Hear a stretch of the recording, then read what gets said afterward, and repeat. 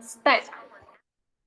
Awak boleh start untuk evaluate macam okay sekarang awak berapa, awak bila semakin awak fit, awak berapa nanti. Tapi bukanlah fit maksudnya lepas exercise dia tak akan jadilah. So nak kata dalam keadaan awak dah fit, dah train sebulan, lepas tu awak check balik dalam keadaan biasa-biasa, awak boleh tengoklah ada memang akan ada perubahan. Okay, so kita tengok kat sini, ini adalah struktur jantung yang mana jantung kita ni sebenarnya adalah sebesar, cuba awak buat penumbuk depan muka awak. Itu and then letakkan dekat chest kita, dekat dada, belah kiri sedikit. Okay, belah kiri sedikit, itu adalah kita punya kedudukan jantung. Dan jantung kita saiz dia adalah sebesar penumbuk lah. Okay, dia tak besar sangat. Tapi it is a very powerful. It never rests. Okay, dia ada resting phase dia. Tetapi dia tak pernah stop. Okay, dia tak pernah stop sebab kalau dia stop, maksudnya kita yang jalan lah, kita dijalankan ke kubur kan. So nak kata dia tak ada, nak kata kita punya jantung ni, dia tak nanti nak waktu awak buat praktikal guna tikus nanti, nak kata kalau awak keluarkan jantung, kita boleh keluarkan jantung jantung tu awak keluarkan daripada organism tu, daripada tikus tu, dan awak letak atas tangan, dia masih lagi berdenyut. Okay, dia masih lagi beats. Tu adalah special about jantung. Jantung ni dia ada bateri dia sendiri. Dia tak bergantung sepenuhnya terhadap otak. So kalau dia dah dikeluarkan daripada organ-organ yang lain, letak atas tangan, dia masih lagi berdenyut. Nanti kita akan tengok amazing waktu praktikal nanti. Okay, so ini adalah struktur jantung yang mana basically dia ada 4 chamber. Okay, saya nak you guys recall lah. Okay, basically you guys pernah ada basic ni sebenarnya. Okay, so kita akan bermula dengan 4 chamber. Jantung kita ni, okay, saya lukis macam ni lah. Okay, saya lukis, okay, cara nak lukis jantung semua orang boleh lukis sendiri dan awak sangat perlu untuk boleh lukis sendiri. So bayangkanlah ini adalah jantung, our heart. Heart tu adalah jantung bukannya heart tu hati. Oh, my heart, hatiku, tak. My heart tu jantung Tolonglah awak dah belajar bio ni, tolong bezakan heart tu adalah jantung, bukan heart tu adalah hati. Okay, so kita tengok ni adalah struktur jantung. So kita bahagikan dia kepada 2. Okay, yang mana left and right. So dalam jantung ni, okay, kalau kiri awak left ke right? Yang mana adalah left? Kalau pandang skrin, yang mana adalah left? Kanan kita ke kiri kita? Yang mana? Left. Yang mana kelas? Kalau left. Left yang mana satu? Dua-dua left saya buat. Yang mana betul? Yang kiri kanan. kita? Kanan. Yes, kanan So kanan kita adalah left. And then yang kiri kita ni adalah right. Why? Sebab kita melihat jantung tu bila dia facing kita. Bayangkanlah dia dalam operation theater, okay, dalam waktu pembedahan, letakkan atas tray. So yang awak pandang tu sebenarnya dia berbeza lah, tapi kalau keadaan dia di dalam jantung kita, nak kata left tu still left, right tu adalah right lah. Okay, ini adalah position yang kita pandang. Tapi kita terbalikkan dia sebab kita masih berpegang pada keadaan dia sebenar di dalam jantung kita, dalam badan kita. Okay, and then kita bahagikan dia kepada 2. Okay, saya buat macam ni. Ini adalah tips untuk awak belajar buat lukisan dan awak sangat mudahlah nanti untuk awak label sendiri. Okay, so atas ni adalah left atrium. Left atrium. And then bawah ni adalah left ventricle. Okay, left ventricle. V-E-N-T-R-I-C-L-E. Ramai yang silap tulis kat sini. Ni adalah atrium, bukan atria. Atrium menunjukkan dia plural. Tapi kalau dia adalah left, menunjukkan dia hanya satu je lah. Dekat left kita, atrium dia ada satu sahaja. Left atria dah salah. Okay, so ni adalah right atrium and bawah ni adalah right ventricle. Okay, and then kita tengok pula yang mana yang darah dibawa keluar, dibawa masuk daripada mana? Okay, darah akan masuk daripada sini. Okay, daripada left atrium. So darah akan masuk. So darah akan masuk melalui apa dia? Siapa boleh teka? Melalui aorta. Darah tak masuk melalui aorta. Itu darah keluar. Aorta dia akan transfer darah ke semua parts. Tapi darah akan masuk melalui left atria ni, melalui siapa boleh teka? Pulmonary Pulmonary vein. Pulmonary vein, very good. Pulmonary vein. Ni adalah darah yang akan masuk. And then saya lukiskan darah yang masuk ni adalah darah yang tidak beroksigen ataupun deoxygenated blood.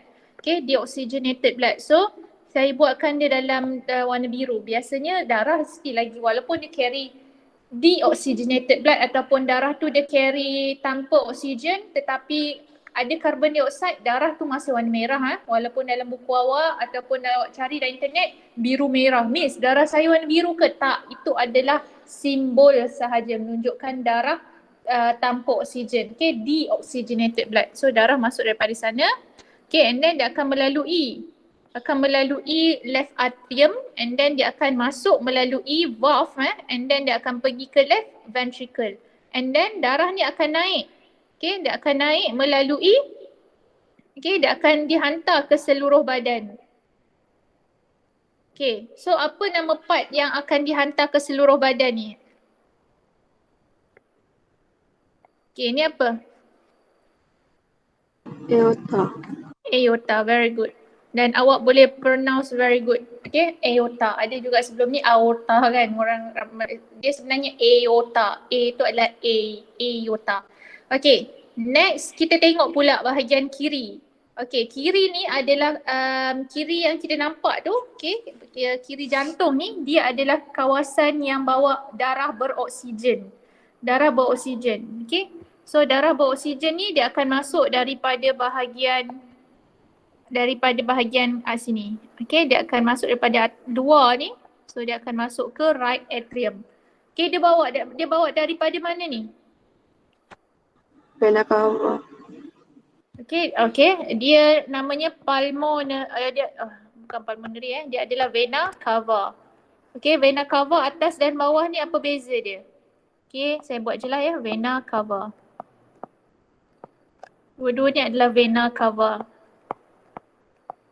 Nanti kita akan tengok yang mana adalah satu posterior, yang mana satu adalah anterior. Tapi tu saya hold on dulu. So dua-dua ni adalah vena cava, so dia akan bawa oxygenated blood. Okay, dia akan bawa masuk melalui right atrium and then right ventricle and then dia akan keluar. So sekarang ni kalau dia keluar ni dia akan melalui satu blood vessel. Okay, dia akan melalui satu blood vessel yang mana dia dipanggil apa blood vessel ni?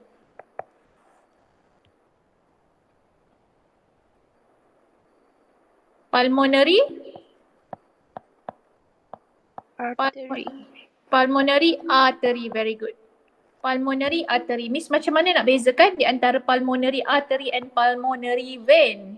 Okay, clue dia adalah perkataan artery. Artery ni A kan, ada A. Okay, A ni maksudnya away. Away from. So dia akan away from maksudnya dia bawa keluar lah. So pulmonary artery dia akan bawa darah away from the heart. Okay, dia pergi ke mana? Dia akan keluar. Dia pergi ke mana ni? Kejap. Saya rasa saya tersilap lah kat sini yang. Betul tak? Saya tertukar darah yang beroksigen dan darah tak beroksigen badan dah. Okay, so yang ini adalah dia bawa. Okay, macam ni saya nak betulkan ni. Kita terus pergi ke structure ni lah. Mudah sikit. Okay, so daripada structure ni, saya, ni adalah A. What is A? Kita label balik What is A? Left atrium. Left atrium. What is B? Left ventricle. Left ventricle. What is C? Right atrium. Right atrium. Saya nak orang lain juga bersama-sama Saya tak nak seorang je yang jawab. And then D? Right ventricle. Right ventricle. Okay. And then saya nak you guys jawab what is E? Aorta. And then what is F? Vena cava. Okay, dia adalah vena cava. What is ni? What is G? Ni pun G juga. Kiri kanan kita ada G. Pulmonary vein. Pulmonary vein. Pulmonary vein. And then what is H? This one, H.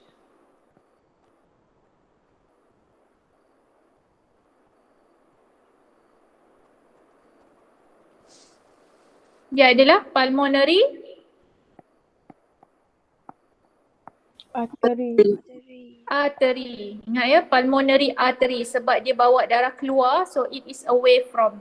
Okay, and then what is tengah-tengah ni? Muscle yang memisahkan di antara kiri dan kanan jantung. It is called? Septum. Very good. Septum. Betul. Okay, and then kita tengok 1, 2, 3, 4, 5, 6, 7, 8, 9, 10. Okay.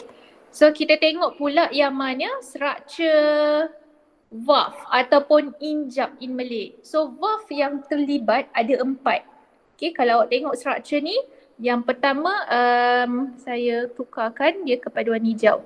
So this one is the, saya buat sebagai 1, ini adalah 2, and then ini adalah 3, dan ini adalah 4. So kita tengok. Name the valve 1. Dia adalah? Bicuspid valve. Very good. Bicuspid valve. Bicuspid valve. Okay, kenapa dia dipanggil bi? Sebab dia nampak tak? Dia ada 2 network kat sini. Dia ada 2 jaring. Okay, dia adalah bicuspid valve. And then number 2 is?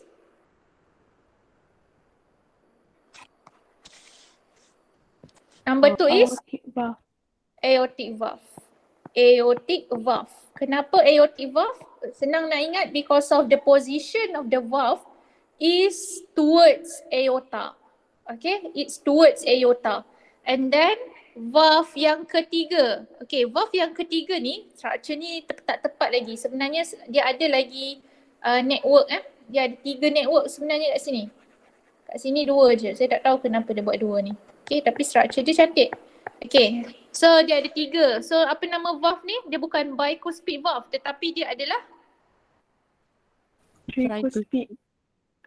tricuspid valve. And then apa number 4? Pulmonary valve. Pulmonary valve. Itulah dia, hafal keempat-empat ni yang mana bicuspid dengan tricuspid. Tu selalu korang terconfuse sikit lah. Tapi daripada structure ni awak dah boleh ingat dah. So ada 2 networks yang belah kanan kita ni, yang belah kiri ni ada 3 network. So dia try dengan bi masing-masing. Okay, and then sebenarnya kalau in terms of the position in terms of the position of the valve, ni nanti saya akan explain dalam kelas nanti Yang mana position dia punya kedudukan dia tak boleh, dia kena menghadap. Dia punya position dia macam pintu. Kalau awak masuk pintu tu, kenalah ke arah buka pintu tu adalah ke arah awak masuk sebenarnya. Itulah cara sebenarnya pintu tu patutnya. Samalah dengan ni. Darah tu kalau mengalir ke dalam, so patutnya pintu tu terbuka ke dalam lah. Okay, itu nanti saya cerita kemudian. Okay, now kita akan proceed dengan inilah dia yang saya kata vena cava ni. So atas ni adalah superior. Okay, atas ni adalah superior. Yang bawah ni adalah inferior. Okay, kalau dalam buku awak ni dia kata yang apa dia sebut posterior dengan apa lagi satu dah. Okay, tapi awak boleh pakai lah atas ni superior, bawah ni inferior. Dia sama sahaja. Super kat atas. Okay, super dia kat atas. Inferior yang sebaliknya dia kat bawah lah. Tapi dia still lagi bawa deoxygenated blood.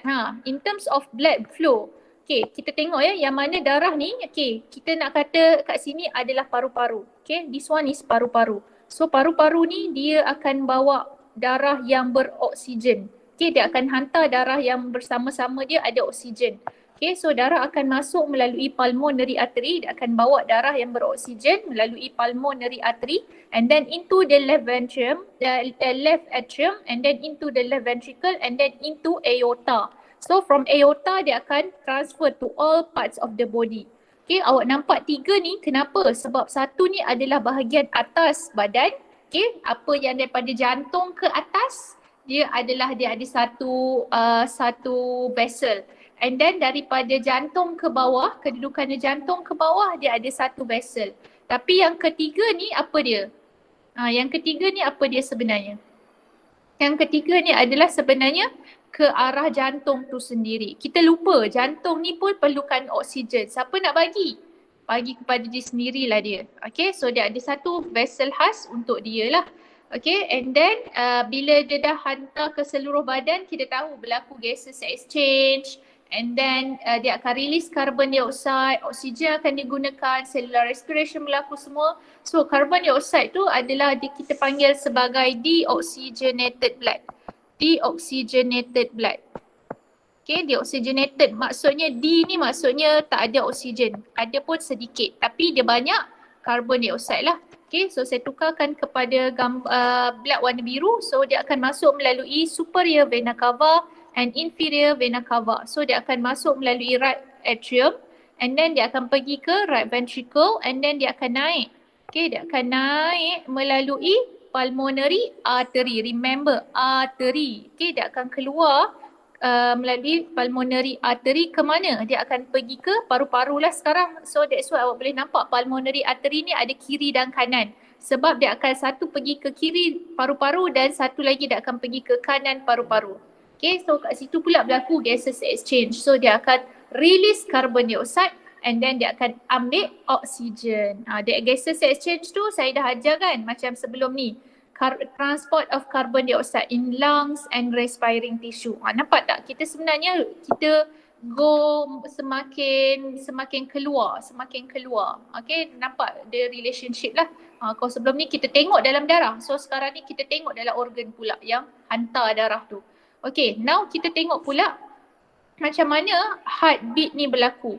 Okay, heartbeat ni yang mana saya kata dalam keadaan normal dia adalah dalam 60 60 to 100 beats per minute.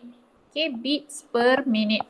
Penting untuk awak tahu sebab daripada inilah awak boleh tahu keadaan jantung awak. Adakah sihat atau adakah ada problem. Okay, so kalau awak punya range kepada 100 ni masih lagi bawah 100, that is normal. Okay, semakin sikit bilangan beat per minute semakin sihat. Given that you are healthy, you are not under any medication. Tu rule dia. Okay, and then kita tengok ya, cardiac muscle is a myogenic. Okay, ni dia kat sini dia dah terus bagi tahu cardiac muscle.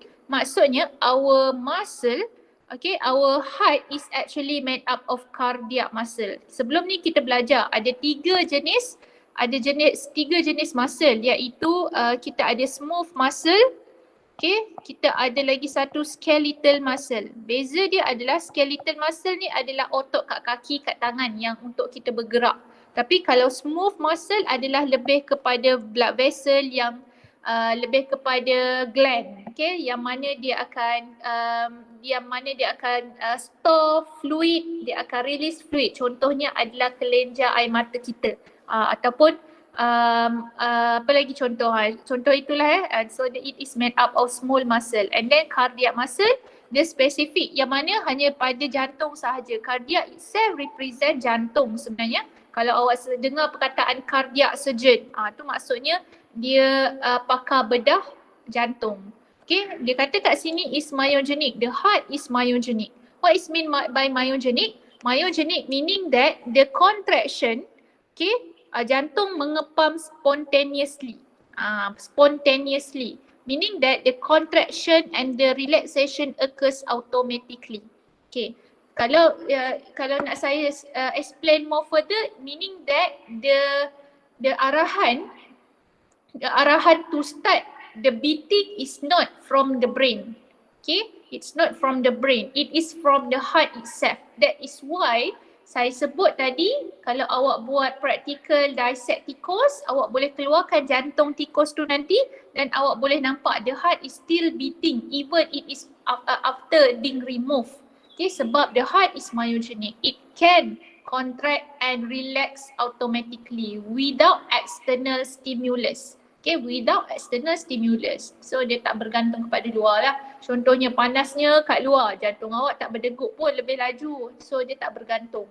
Okay, dia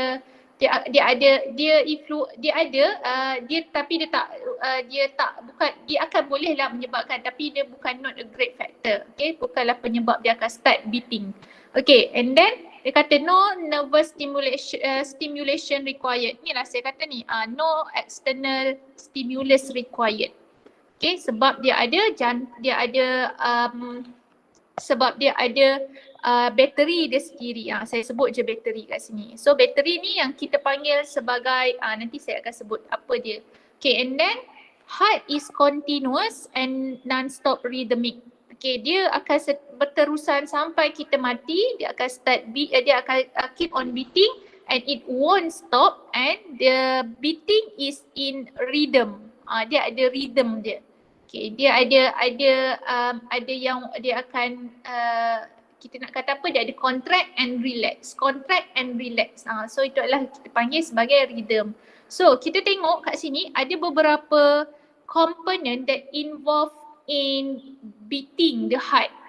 Okay, yang pertama, okay, kita akan tengok daripada nombor ni. Yang pertama adalah sinoatrial node, SA node. Dalam buku awak ni, yang kanan ni dia kata sinoatrial node, SA node. Okay, so SA node ni dia sebenarnya adalah pacemaker. Ni dah saya kata ni, pacemaker ni lah yang sebenarnya dia adalah bateri. Okay, jantung ni dia perlukan pacemaker. So it is actually like battery. That is why our heart doesn't require external stimulus to start the beating. Tak perlu. Dia memang ada bateri sendiri. Okay, and then it is located, the SA node is located in the upper wall of the right atrium. Okay, so dia kata kat sini dia terletak dekat right atrium. Right atrium, cari. So ini adalah right atrium. Okay, ni adalah right atrium. So dia terletak dekat upper wall. Ni awak kena hafal terus. Okay, upper wall. So dinding dia terletak pada dinding. Dia bukanlah terapung. Miss battery ataupun pacemaker or SA node tu terapung ke? No. It is actually located in the wall. Okay, which part of the wall? Upper wall. So bahagian atas ni. Okay, so dia dah tunjukkanlah bahagian atas ni kita ada SA node. So SA node is a pacemaker. So pacemaker ni macam mana? Dia macam bateri. Okay, that's why mungkin kalau you guys pernah lah mungkin ada pengalaman family members yang ada masalah jantung, you guys dah pernah lah dengar perkataan pacemaker ni. Inilah sebenarnya pacemaker. So sangat bahayalah kalau pacemaker ni lemah, sebab jantung pun akan lemah lah mengepam. Okay, so dia kena sihat. Okay, and then dia kata kat sinilah yang mana bila dia bertindak sebagai pacemaker, kat sinilah berlakunya the origin of the initial stimulus, origin of the heartbeat. Okay, pada SA node dah berlaku the origin of heartbeat. Okay, and then kita tengok pula yang kedua. Yang kedua adalah AV node. Okay, AV node kat bawah ni. So AV node ni dia kata apa? It is located. Okay, yang kedua ni AV node, it is located at the lower wall of right atrium. Pada atrium tu juga, okay, right atrium tu juga bahagian bawah dia ada AV node. Okay, ada AV node. Dia terletak dekat bawah, dia punya kedudukannya dekat je dengan ventricle, but it is not yet in the ventricle, it is still located in the right atrium. Dia bahagian lower wall, okay, bahagian bawah. Okay, and then yang ketiga adalah di tengah-tengah ni. Di tengah-tengah ni adalah bundle of His. Okay, semua ni apa sahaja structure atau apa sahaja label ni sebenarnya terletak di dalam muscle. Itu awak kena pegang betul-betul. It is located in the muscle, not located floating. Tak ada. Okay, dia adalah dalam muscle. Dia ada special cell yang ada special function kat dalam jantung.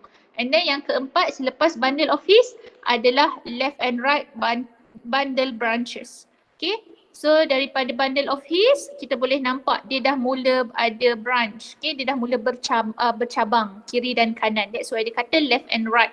Okay, and then dia akan terus turun ke bawah. Okay, yang mana kat bawah ni adalah ini adalah kita panggil sebagai heart apex. Okay, saya label siap-siap sebab nanti kita akan pakai heart apex. Heart apex ni, apex tu maksudnya penghujung penghujung jantung. Okay, penghujung jantung kita masih lagi guna kat sini sebab kita nak tengok the flow of electrical impulse dalam jantung. Okay, dia akan bergerak daripada SA node yang pertama and then dia akan pergi ke AV node yang kedua and then dia akan pergi ke bundle of His and then dia akan pergi ke left and right bundle branch. That's why dia ikut flow yang ni. Okay, and then yang kelima dia akan pergi ke heart apex. Dia akan pergi turun ke bawah. Okay, maksudnya electrical stimulus dia akan pergi to the very end or to the every single cell of the heart. Setiap sel kat dalam jantung kita ni akan menerima arahan. Tak ada siapa yang akan berehat tanpa buat apa-apa. Okay, and then yang last adalah Purkinje fiber. Okay, Purkinje fiber dia punya muscle dia ni dekat dia dekat ventricle kat sini. Okay, so itulah dia. Namanya kat sini Purkinje fiber. Nanti saya tanya Purkinje fiber. Okay, nanti kita akan buat latihan dalam kelas esok saya akan bagi latihan untuk buat ni. Okay, so sekarang ni kita tengok the mechanism of heartbeat. Okay, mechanism of heartbeat ni, okay, yang pertama adalah kita akan start dengan SA node. Saya lukis terus kat sini. Okay, kita akan start dengan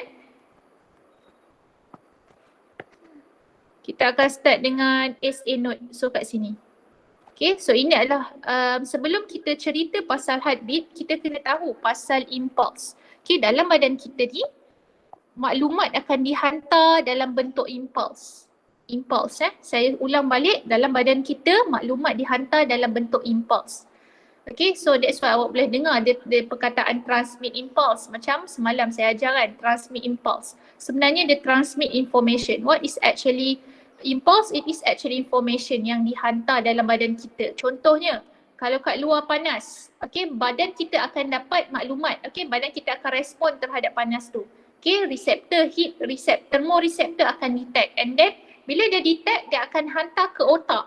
So, dia akan hantar maklumat panas tu adalah dalam bentuk impulse. Dia takkanlah dia nak hantar pasal coding kan. Okay, ni dia hantar message. So, dia tak, badan kita ni hantar maklumat menggunakan impulse. So, impulse ni ada dua. Okay, impulse dalam badan kita ada dua. Dalam bentuk chemical and dalam bentuk electrical. Saya ulang balik. Impulse dalam badan kita ni, maklumat dalam badan kita akan dihantar dalam dua bentuk. In chemical form and in electrical form.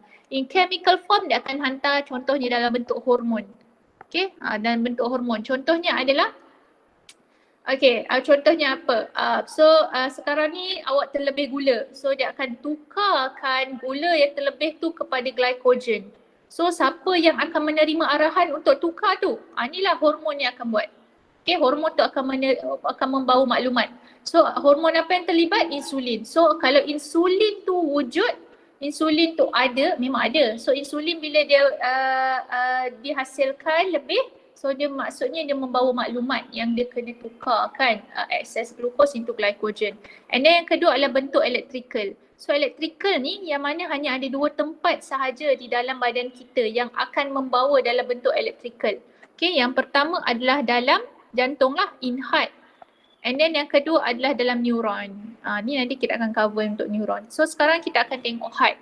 Okay, so nak kata dalam badan kita ni, okay, apa yang menyebabkan jantung kita start untuk mengepam, okay, our heart start untuk contract due to the electrical impulse travel within the heart. Okay, saya ulang balik. what makes our heart start to beat ataupun dia undergo contraction because of the transmission of the electrical impulse within the heart. Okay, so yang pertama kita tengok, yang pertama adalah dia akan bermula daripada SA node. Okay, ni yang pertama. Okay, so dia adalah bermula dengan SA node. So apa yang berlaku SA node, and then dia akan hantar to the, dia akan hantar, cuba tengok dia kata SA node akan generate electrical impulse. That is the function of SA node, pacemaker. Dia akan generate electrical impulse. And then dia akan hantar ke mana? Both of atrial wall, causing atrial to contract. Okay, kat sini mungkin awak confused sikit lah. So dia kata sebenarnya apa yang dia hantar, dia akan hantar ke sini. Dia akan spread electrical impulse ni, dia akan hantar ke kiri dan kanan atria. Okay, kedua-dua atria ni akan menerima electrical impulse. And then at the same time, electrical impulse tu bila dia spread kat kedua-dua atria, dia akan sampai ke satu tempat ni yang dipanggil sebagai AV node. So sekarang ni dia dah sampailah dekat AV node. Okay, at the same time it reach AV node. So this one is AV node. And then daripada AV node ni dia akan hantar, okay, sekarang ni atria ni dia dalam keadaan dia akan mengepam, dia contract. Okay, contract. Maksudnya dia akan start dia akan start pump. Okay, and then bila dia dah contract kat sini, at the same time, okay, dia dah hantar dekat AV node. Sekarang ni the travel of electrical impulse dia akan pergi ke tengah. Okay, dia akan pergi ke tengah ni, yang mana tengah ni adalah yang kita panggil tadi sebagai, mana tadi? Yang sebagai apa tadi namanya? Apa tadi kelas? Sekejap, saya lupa pula. Bundle of His. Yes, dia akan pergi ke bundle of His. Bundle of His. And then dia akan travel, saya tukar balik, dia akan travel pergi dia akan pergi, dia mula pergi ke kiri dan kanan. So kiri dan kanan ni apa dia tadi? Dia adalah left and right bundle branches. Okay, and then dia akan pergi ke paling bawah jantung. Okay, electrical impulse akan travel to the very end of the heart. So kita nak kata dia sampai dekat heart apex. Heart apex. Dia akan pergi ke heart apex, penghujung jantung ni, and then dia akan pergi ke atas. Dia akan naik. Dia akan naik, yang mana bila dia naik ni adalah Purkinje fiber. Purkinje fiber, tengok balik tadi. Purkinje fiber. And then dia akan spread pergi ke, sebenarnya terakhir dia akan pergi ke ventricle. Inilah dia. Mesti korang confused sekarang ni. So saya explain je. So saya harap you guys study lepas ni, nanti esok saya akan tanya balik apa yang saya ajar ni . Okay, so untuk esok saya nak you guys study yang bahagian ni. Yang mana page berapa ni? Page 150. Okay, so hari ni saya nak you guys untuk buat pertama adalah draw heart. Okay, draw the heart, and then yang kedua awak kena tunjukkan the path of electrical impulse. The path of electrical impulse within heart. Okay, ni dua benda yang awak kena buat. Esok saya nak tengok. Okay, esok kita ada kelas waktu praktikal. Kita akan jadi, esok waktu lab kita akan guna untuk tutorial. Okay, so ini so ini homeworknya untuk pada hari ni. Esok saya nak tengok dah ada. Lukis jantung sendiri yang macam awak boleh lukis. Lukis ikut yang saya ajar tadi pun boleh, atau lukis yang lebih cantik pada tu lagi bagus. Lukis saya tak nak ambil gambar daripada mana-mana.